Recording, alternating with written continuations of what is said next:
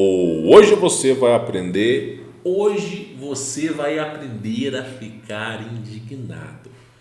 Quando eu falo que o QI do brasileiro ele é pior do que uma pessoa com síndrome de Down, o QI do brasileiro é pior do que um orangotango, do que um chimpanzé, eu não estou falando isso porque eu detesto o brasileiro. Não, é porque foi realizado esse teste. Foi feito essa experiência. Essa experiência foi realizada. Houve um pesquisador, um neurocientista, que teve a audácia de fazer um teste de aptidão, de quociente de inteligência com os brasileiros. Fez com o mundo inteiro.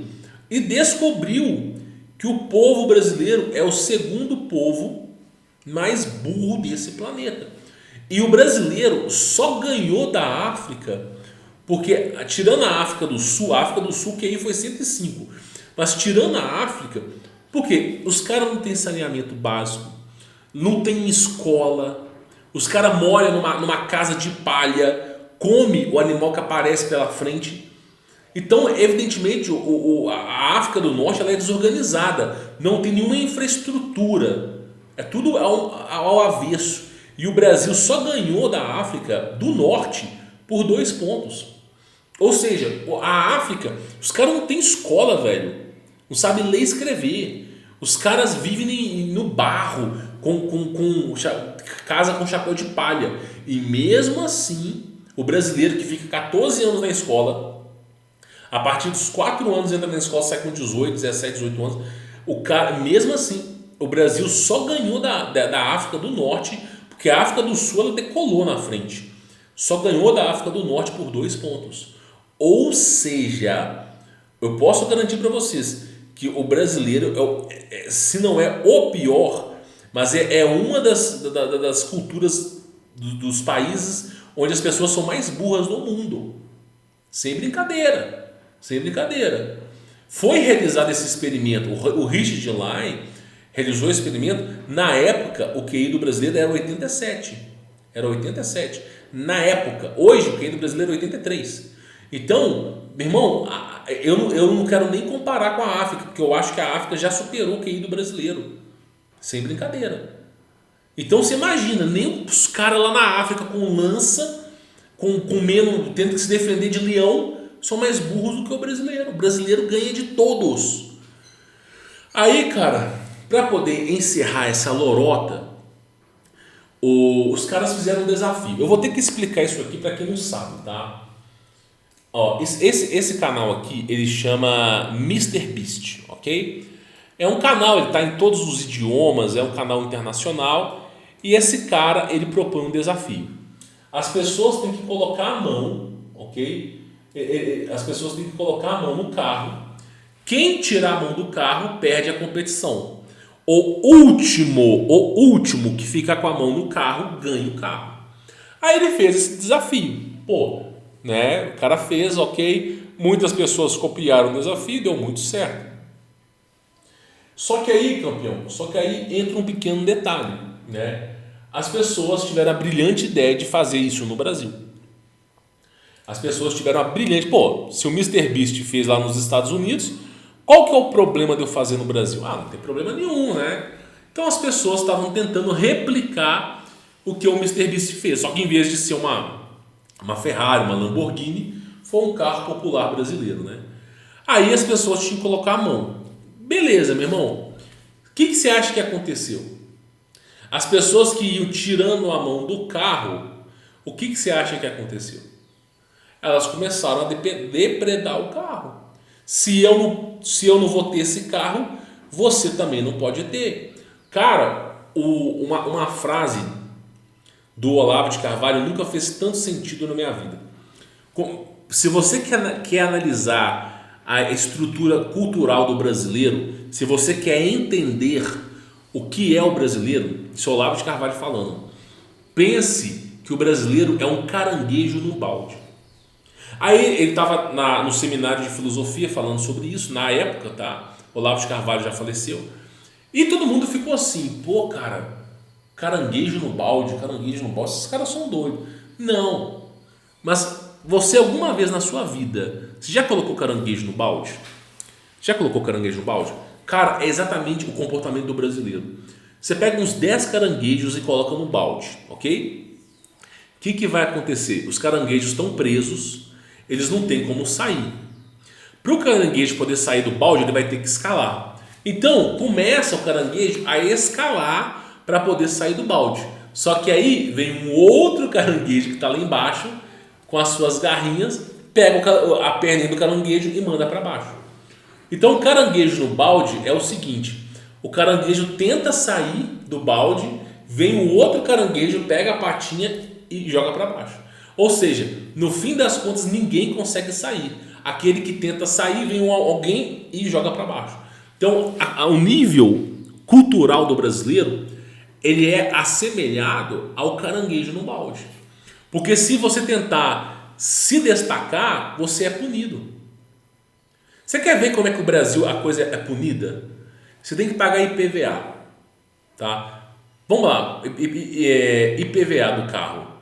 Se você anda numa Brasília fodida, que cada ronco do motor sai uma nuvem preta de CO2, você paga menos IPVA do que o cara que tem uma BMW, ela tem um motor semi-elétrico que não gera poluição sonora nem poluição de gás carbônico. Ou seja, para o governo, a Brasília dá muito mais trabalho do que uma BMW. Por quê? Porque a Brasília ela pode quebrar no meio da estrada, parar o trânsito, ela polui muito mais. Só que quem paga mais IPVA é quem está comprando carro novo. Ou seja, o IPVA não é feito para poder fazer a manutenção das estradas, tudo. Você deveria incentivar com que pessoas comprem carros que não poluam, carros que não fazem barulho. Mas é assim não. Então o próprio sistema brasileiro é feito para punir as pessoas do bem. Tu vai lá, você vai lá e a sua esposa, o seu marido quis terminar, quis separar, e você... 90% dos casos é a mulher que dá problema. Você vai lá, sua esposa quis separar. Sua esposa ficou maluca da cabeça, tá tomando remédio de surto, de não sei o que, já pegou a faca umas 15 vezes.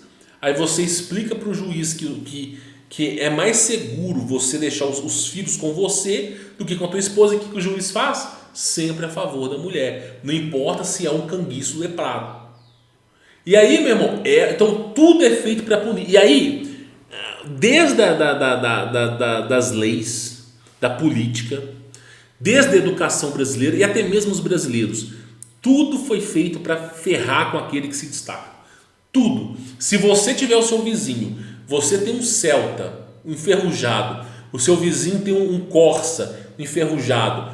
Se um dia você aparecer com HB20 aparecer com uma L200, se um dia você aparecer com um carro novo, a primeira coisa que esse vizinho vai fazer é botar olho gordo em você. Ele vai falar assim: nossa, fulano tá mexendo com coisa errada. Para poder comprar um carrão desse, o cara não quer olhar para você e falar assim: nossa, esse cara virou noite trabalhando, esse cara estudou para poder conquistar alguma coisa. Não, ele não pensa assim, ele pensa assim: esse cara está mexendo com coisa errada.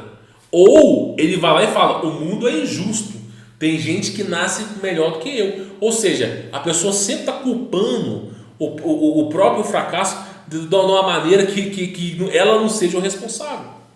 Então o brasileiro é assim: o cara botou a mão no carro lá para ganhar o desafio. Quem tirar a mão perde. Aí o cara perdeu. Se o carro não é meu, não é mais de ninguém. E o cara vai lá e começa a fazer o que? Adivinha o que o cara começa a fazer? Olha lá, o cara me pegou madeira ali, ó. Os caras começam a quebrar, quebrar o carro inteiro, meu irmão. Quebrar o carro inteiro. Se não é meu, não é mais de ninguém. Então, esse é o brasileiro, meu irmão. Esse é o brasileiro.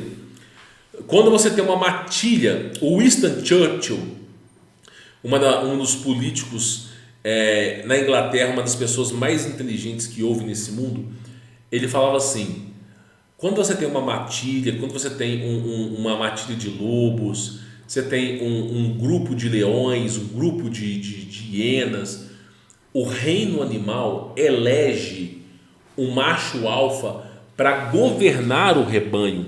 Então os lobos escolhem o lobo maior, que tem mais testosterona, o lobo mais forte, o lobo mais inteligente. Escolhe um lobo melhor para liderar o bando. Sempre escolhe o melhor. Na hora de escolher quem vai governar o macho alfa dos leões, é sempre aquele que tem a coloração aquele pelo no pescoço mais escura, mais maior. É sempre o melhor para governar. Quando você pega o brasileiro, ele coloca para liderança sempre a pior escória da humanidade. É um cachaceiro, é um ladrão, é alguém que não tem virilidade para fazer nada, só fica palpitando, tá ok, né? Igual aquele professor do South Park, né? E aí você acaba colocando as pessoas que não tem culhão para nada. E aí, por que isso acontece? Porque é o fenômeno o nome para isso tem dois nomes para isso, tá? Mas o principal é o seguinte: é a síndrome do Estocolmo. O que acontece?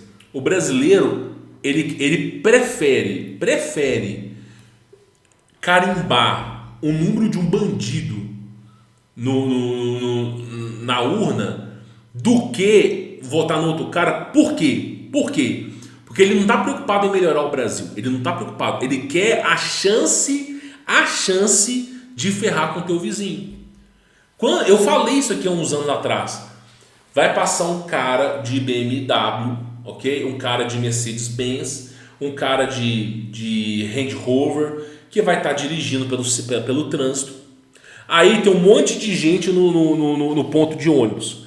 Ao invés do cara pensar assim, pô, se esse cara conseguiu, eu consigo. Tem gente que nasce rica, mas também tem gente que se torna rica. E eu posso me tornar, vamos basear, vamos melhorar. Não. Qual que é o pensamento?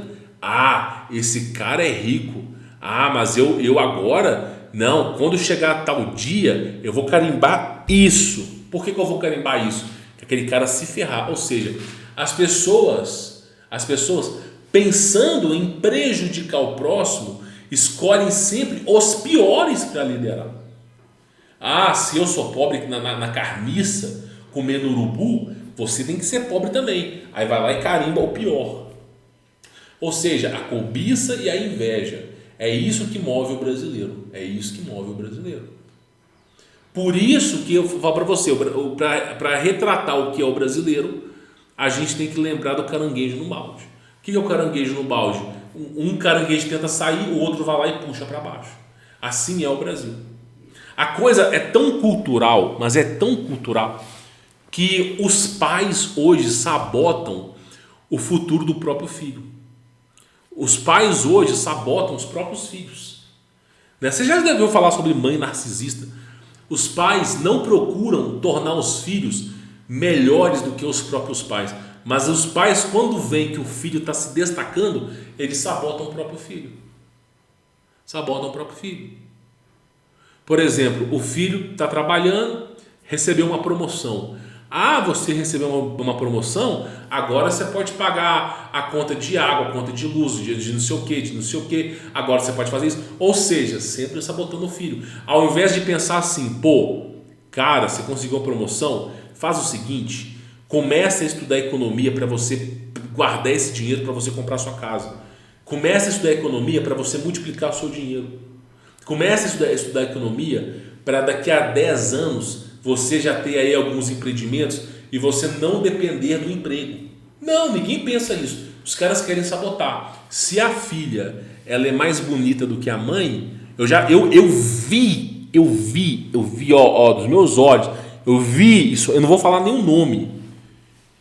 Se a filha se torna mais bonita do que a mãe, não é o meu caso, na minha família é totalmente diferente, mas o que a mãe faz? A mãe vai lá e tira um botão, rasga a roupa da filha. Para quê? Para a filha não usar aquela roupa, não se destacar. Some com a maquiagem da filha. Quando a mãe vê que a filha é bonita, que os homens estão cobiçando, ela começa a implicar mais com a filha. Meu irmão, essa é a cultura do brasileiro, cara. É um pior do que o outro. E é o dia inteiro vendo novela. Você acha que a novela ela agrega algum valor social? Não, ela deturpa a sua mente. É o tempo todo, cara. O tempo todo. Novela é um traindo o outro, não sei o quê, rebelião na família. É o tempo todo. O povo não aprende, cara. Não aprende. Por isso que eu falo para vocês. O nível cultural do brasileiro é péssimo. O maior problema no Brasil não é corrupção, meu irmão. Não é corrupção. Meu irmão, se nós se hoje, nós falássemos assim, vamos botar uma bomba nuclear no Planalto Central e vamos limpa todo mundo, limpa tudo ali, zera aquele lugar. Se fizesse isso hoje, sabe o que aconteceria? Em menos de 5 anos, as pessoas que ocupassem os cargos ali dentro seriam ou pior ou igual às que estavam lá. Mesmo que você tire do poder toda aquela escória, vamos supor que você seja um maluco no pedaço e você vai lá e dá uma limpa naquele lugar. Sabe o que vai acontecer? Em menos de 5 anos, as pessoas que irão ocupar aqueles cargos serão ou pior ou igual àquelas pessoas. Porque o problema não é os políticos, o problema não é o imposto. Esse não é o problema é o ser humano. É principalmente o brasileiro. Esse é o problema, porque o brasileiro ele sempre está elegendo com o dedo podre a pior escolha para poder governar. Ou seja, ainda que não existisse os políticos de esquerda, de direita, de centro, de cabeça para cima, de meia-lua, cabeça para baixo, sonista, cachista, ainda que não existisse nada disso, meu irmão, os caras vão sempre vão eleger o pior do pior. Sempre. Só ganha eleição aquele que mente. E as pessoas acreditam em contos de fadas. Ou seja, só vai ser escolhido o pior. Então não adianta fazer nada. O problema maior é o brasileiro. Como dizia alguns profetas no passado, a corrupção é o menor dos seus problemas. A corrupção é o último problema que você tem que resolver. O problema principal é a cultura. Você tem que trabalhar em cima da cultura e da educação. Por quê? Porque é um serviço a longo prazo. Quando você trabalha na cultura, na educação, você só vai ver resultados 15, 20, 30 anos depois. Então, se você começa um processo árduo de desmarxilizar a cabeça do jovem, começa, sabe, valorizar a cultura do próprio país, voltar a orar para a bandeira, e você começar um processo de novo, você só vai ver resultado daqui a 30 anos. E você acha que alguém está preocupado com isso? Não, cada vez mais caindo em profanação, engano. Por isso que eu digo para vocês, a situação hoje ela é calamitosa, o nível intelectual hoje do brasileiro é terrível, campeão, é terrível. O nível hoje é isso aí, ó, é isso aí. A galera, essa é a pobreza intelectual do brasileiro, ó. Pobreza intelectual, esse aí é o brasileiro aqui, ó, olha lá. Esse é o brasileiro. Ou seja, os caras, se eu não posso ter, você também não pode. Ah, você quer viver num país sem corrupção, não sei o quê? Ah, não, mas eu não quero. O brasileiro não quer mudar de vida, não quer melhorar e não aceita que o seu vizinho melhore. Então você, cara, eu me lembro muito bem disso. Teve uma época que eu morava num apartamento, ok? Teve uma época que eu morava num apartamento em Belo Horizonte e assim, todo mundo morando no apartamento, né? Todo mundo morando no apartamento. Esse apartamento que eu morava, ele era planejado, então ele tinha luz de LED, tinha um monte de coisa.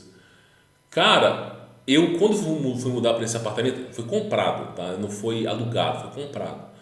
Quando eu fui morar nesse apartamento, os caras já conheciam aquele apartamento.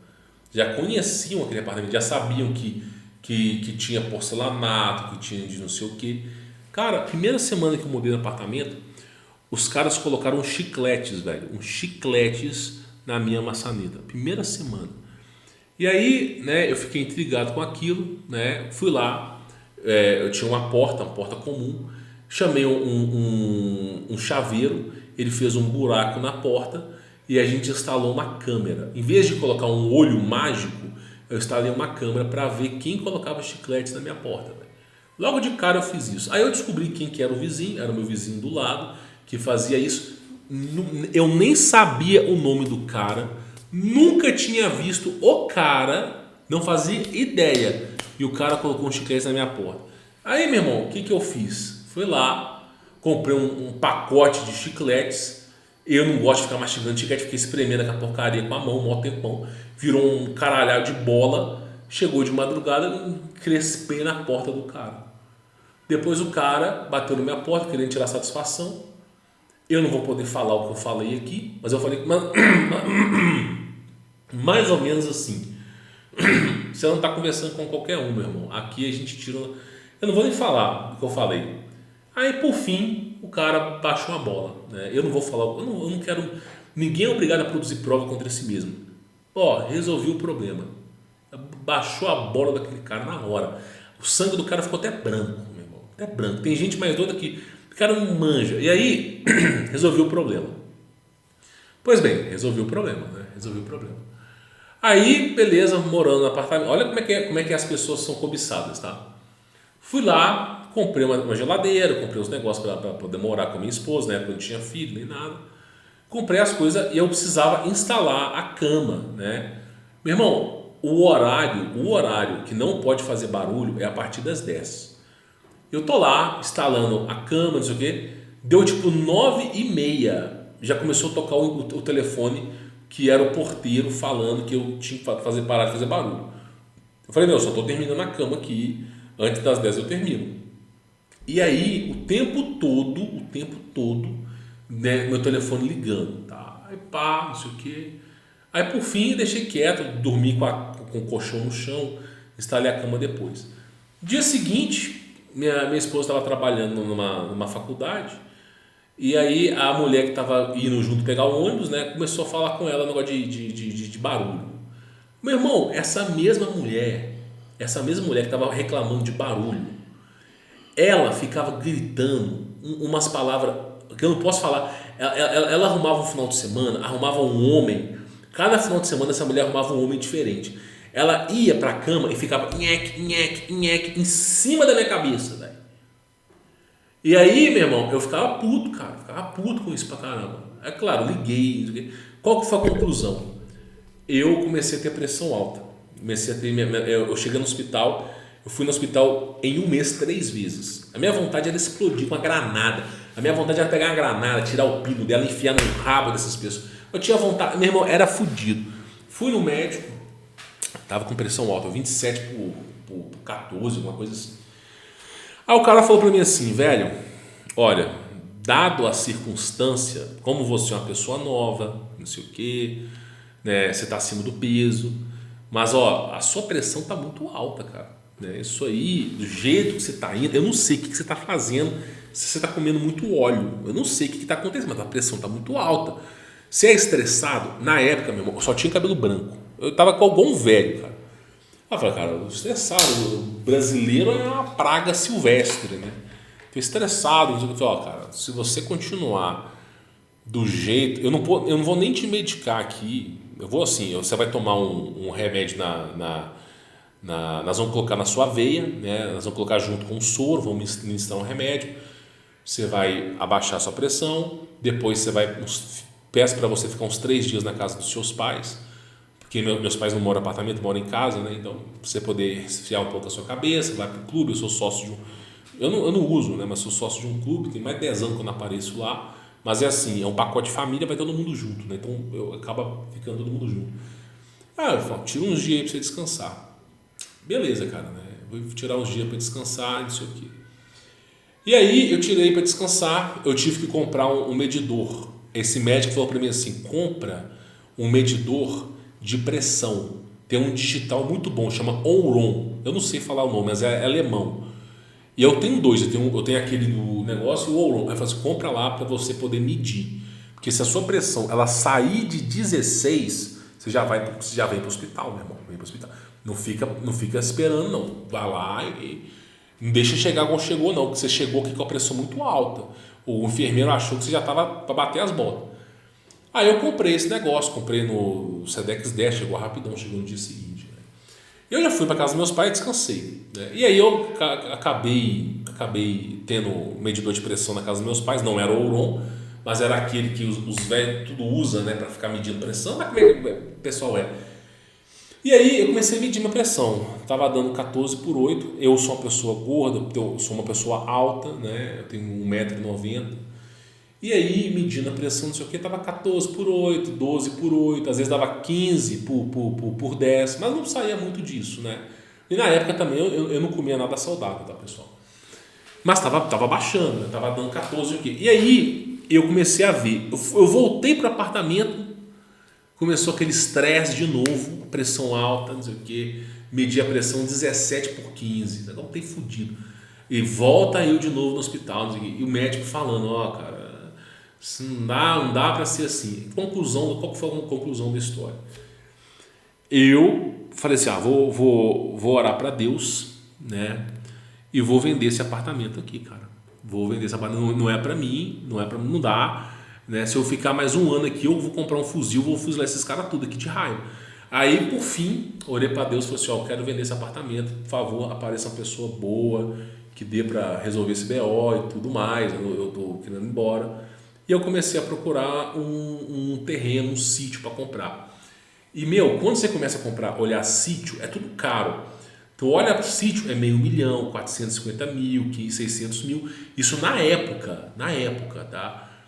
Cara, era muito caro. Eu falei, um apartamento, eu paguei na época, o apartamento custou 150 mil já. Olha como é que as coisas subiu de preço, né? Já tudo planejado.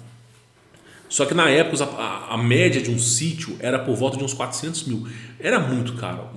Assim, até para um cara que ganhava bem, e continua, né? Assim, eu ganho relativamente bem, mas assim, era um valor muito alto mesmo. Ia demorar muitos anos para comprar. E aí eu tinha orado para Deus para poder vender o apartamento e ter condições de comprar um sítio. Aí eu encontrei um sítio barato, né? O cara estava vendendo um sítio barato. Só que não tinha nada, tinha que fazer tudo no sítio. Eu falei, melhor opção que eu tenho, pelo menos casa tem, né? Nem água tinha direito, eu tinha que chamar um caminhão pipa. E aí, por fim, foi o primeiro sítio que eu comprei. Aí, fui lá, né? Cheguei no cara, na hora de vender o apartamento, eu nem cheguei a anunciar o apartamento no LX, cara. A minha mãe falou com um cara que era vereador, e esse vereador ele morava numa região muito isolada e ele queria um apartamento mais próximo da cidade para poder trabalhar na prefeitura, esse tipo de coisa. Esse vereador, cara, tipo assim, em 2 dias depois da oração, ele topou comprar um apartamento, vendi o apartamento para ele, vendi pro mesmo preço que eu tinha comprado, praticamente. 2 dias vendi o apartamento e ele se propôs a pagar para mim parcelado, né? Parcelado em 1 ano. Eu comprei o sítio, também comprei o sítio parcelado. Aí eu pegava o dinheiro do apartamento que o cara me pagava e repassava para o sítio e ainda acrescentava parte do valor que eu tinha, né? E aí consegui quitar, dei uma entrada no sítio, consegui quitar o resto assim, em 1 ano quitei tudo, né? Beleza, esse foi o primeiro sítio que eu tive. Hoje em dia eu não moro mais nesse sítio, era uma casa de madeira. Tem até uns vídeos aí antigão meu no YouTube que tinha uma casa de madeira. Eu já não moro lá mais. Mas assim, quando eu mudei pro sítio, meu irmão, eu comecei a colocar o meu pé, andar descalço na terra, na grama, comecei a mexer com plantinha. Cara, esse equipamento da Ouron, eu media minha pressão umas 2 vezes por dia que eu ficava com medo, sabe? Cara, minha pressão dava 12/8, 10/8, mas ficava em torno de 12/8, cara. E ficou assim uns 4, 5 meses.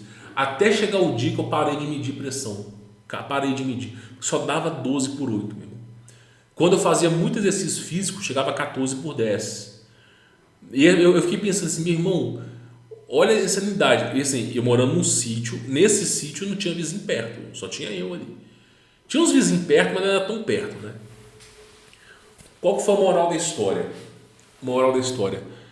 Eu mudei, fui para a roça e melhorei muito a minha sanidade mental e também a minha saúde. Por quê? Porque eu fui morar isolado? Não, porque eu fiquei longe de brasileiro. Essa foi a pura e sincera verdade. O maior benefício que eu tive foi ficar longe de brasileiro, de caranguejo no balde, entendeu? De gente que só quer te prejudicar o tempo todo, quer estar te invejando, quer te prejudicar, sabe? Que o tempo todo quer te ferrar. Se vê você com um carro novo, a pessoa fica cobiçando, a pessoa arranharam o meu carro. Eu tinha um CrossFox, arranharam o meu carro dentro nesse lugar. Eu tive que trocar de carro porque morar na roça só funciona com Uno, né? Os caras arranharam porque eu tinha um carro novo, cara. Tinha um carro novo. Então, assim, a coisa é fodida, cara. É fodida. Aí eu mudei e melhorou muito. Qual a conclusão que eu tenho? Eu não quero voltar para a cidade, meu irmão. Eu odeio floresta, mas entre viver com os brasileiros e viver na floresta, eu prefiro viver na floresta. Eu danço a dança do ventre com o demônio, meu irmão, na floresta. Eu e ele lá, mas eu não fico com brasileiro. Não fico, não. Ah, mas eu sou brasileiro, eu posso falar, eu sou brasileiro. Eu posso falar. É inacreditável, meu irmão. Você não tem ideia de como que as pessoas são maliciosas. Se você ainda não acordou para a realidade, você não sabe. As pessoas são maliciosas. O brasileiro é malicioso. É malicioso, cara. Se o cara te vê, se você, por exemplo, quantas vezes que assim, eu tinha um amigo, hoje em dia não é mais amigo meu, sabe? Cada um foi pro seu lado. Eu tinha um amigo meu, cara, que ele namorava uma menina muito bonita, muito bonita. E assim, na época, a gente era jovem, tinha 18 anos, tudo. E a gente ia pra balada, né? Na época tinha o Woods, tinha o Alambique lá em Belo Horizonte. Meu irmão, essa mulher, sério, os caras ficavam, mesmo com o namorado, os caras ficavam dando em cima dessa mulher. Teve uma época que até um policial deu em cima dela e os caras não estão nem aí, velho, nem aí. Os caras querem ver a sua caveira, entendeu? Então, tipo assim, qual a conclusão que se chega? Os caras cobiçam a sua mulher, cobiçam o seu carro, os caras não aceitam que você pode se dar bem financeiramente, os caras estão sempre te julgando para baixo. E muitas vezes, a própria Bíblia mesmo fala, muitas vezes o seu maior inimigo vai ser da sua família, cara. Muitas vezes, tá? Muitas vezes o seu maior inimigo vai ser da sua família. No meu caso, eu não posso falar que isso acontece, mas realmente, cara, muitas vezes o seu maior inimigo vai ser da sua família. Então, assim, é triste. Eu falo, brasileiro é complicado, cara. É complicado. Não tem muito o que falar de brasileiro, entendeu? A gente tem que isolar mesmo, isolar. É a questão cultural. Meu receio é que daqui a 50 anos o QI do brasileiro vai abaixar para abaixo de 70. Vai ser o mesmo QI de um cachorro vira-lata. Aí eu quero me perguntar como é que esses brasileiros vão tocar a vida deles, cara. É inacreditável. Inacreditável, meu irmão. Por isso que o conselho endêmico é sempre o seguinte: conquiste tudo em silêncio. Não fale os seus planos para ninguém. Essa é a mais pura verdade. Eu tenho um amigo meu, cara, gente boa, cara amigo mesmo, sabe? Eu gosto do cara, o cara nota 1000. E esse cara, quando eu comprei o meu novo sítio, esse cara comprou também do meu lado, tudo. Eu não visito o cara toda hora, meu irmão. Eu sigo exatamente o que está na Bíblia, para não aporrenhar o meu vizinho, entendeu? Uma coisa que eu aprendi e eu levo para a minha vida toda é os conselhos em Eclesiastes, os conselhos bíblicos. Não visite o seu vizinho muitas vezes, não fique visitando para que o seu vizinho não te odeie. Então, assim, eu sigo o conselho, sabe? Sigo o conselho. Outro dia eu recebi esse amigo meu no sítio que ele comprou do meu lado, né, tal. E aí o que aconteceu? Ele, por infortúnio do destino, né, um carro bateu nele, uma Kombi chapuletou na traseira dele, não sei o quê. Foi um fudido. Aí ele chegou no sítio à noite, não sei o quê.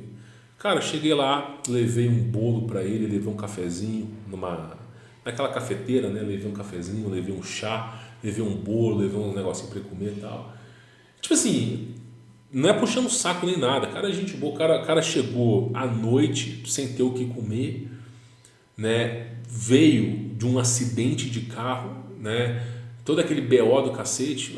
Cheguei no cara e ajudei o cara. Falei, eu consigo te ajudar com isso e tal. Ele não pediu nada, né? Mas eu imaginei que o cara ia chegar com fome, não sei o quê.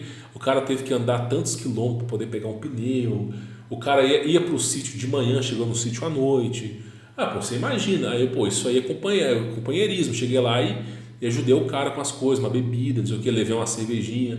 Né? Eu adoro cerveja, cara. Eu só não posso beber cerveja agora porque eu tô em dieta, né? Mas eu adoro, né? E eu levei a cervejinha pra ele, pra ele poder descansar, não sei o que e tal. Isso aí é companheirismo, cara. Agora, você acha que eu vou ficar lá como unha e carne? Não, porque não é, isso não é bom. O interessante é você ter um vizinho que você conversa com ele. Igual, por exemplo, até hoje, eu não sei com o que o cara trabalha direito. Eu sei que ele é policial, uma das profissões, mas eu não sei com o que o cara mexe. Não quero saber também, que se dane. Eu não sei o parentesco do cara, eu não gosto de ficar sabendo da vida dos outros. E o cara não sabe nem como. Até hoje o cara não sabe nem como que eu trabalho, meu irmão. Eu nem falei por ele que tipo assim, ele tem noção que eu trabalho com a internet, mas, cara, por quê? Porque, velho, a conversa é totalmente diferente, não sei o quê. Então, a coisa mais simples, gente da roça é coisa mais simples, cara. É coisa mais simples. Então, assim, é uma coisa muito boa, velho. E eu falo isso pra você porque, assim, cara, quando você mora na roça, a coisa é completamente diferente, cara. É difícil de você encontrar pessoas assim. Hoje em dia é totalmente difícil. Mas a melhor decisão da minha vida foi morar no meio do mato. Não é porque o mato é uma maravilha, é pra ficar longe de brasileiro, cara. Não, e americano também, outras culturas também. Você não acha que os problemas param de acontecer porque você está em outro país, não, que acontece. Às vezes você não está vendo, tá? Então, só para vocês terem mais ou menos a ideia aí, cara, é triste, né? É triste. Eu francamente, cara, a conclusão que eu cheguei, baseada em tudo, é me afastar mesmo. Né? Eu entendo porque que Buda se afastou. Ah, mas você é cristão, você está falando de Buda. Cara, para de ficar julgando as pessoas, meu irmão. Para de julgar. Você não é Deus para julgar ninguém. Existem outras culturas. A cultura cristã, ela foi amplamente conhecida no Oriente Médio, na época de Jesus Cristo, e se diluiu pelo Império Romano. Mas é preciso lembrar que antes da existência de Jesus já existiam outras culturas. E aí tu pega a cultura budista, a cultura tibetana, a cultura chinesa, a cultura asiática, e eu entendo que Buda, cara, ele se afastou. Eu entendo, cara, eu entendo. Porque realmente quanto mais inteligente você se torna, quanto mais sábio, você começa a ter desgosto das pessoas. Então eu entendo que Buda, o final da vida de Buda, cara, ele simplesmente se isolou na floresta. Ele se isolou na floresta para não ter que conversar com ninguém, para poder alcançar esse resplandecer espiritual. Eu entendo, cara, porque realmente a humanidade, ela te joga para baixo, cara. Joga para baixo. As pessoas, elas jogam você para baixo. Elas preferem ver o planeta pegando fogo do que ver você ganhando um pouco mais do que elas. Essa que é a verdade. Bom, vou ficando por aqui. Espero que esse vídeo tenha elucidado a mente de vocês. A propósito do vídeo realmente é trazer conhecimento que agrega valor à vida de vocês, tá bom? Quem quiser conhecer meu trabalho, na descrição do vídeo você acaba encontrando aí. Fique na paz.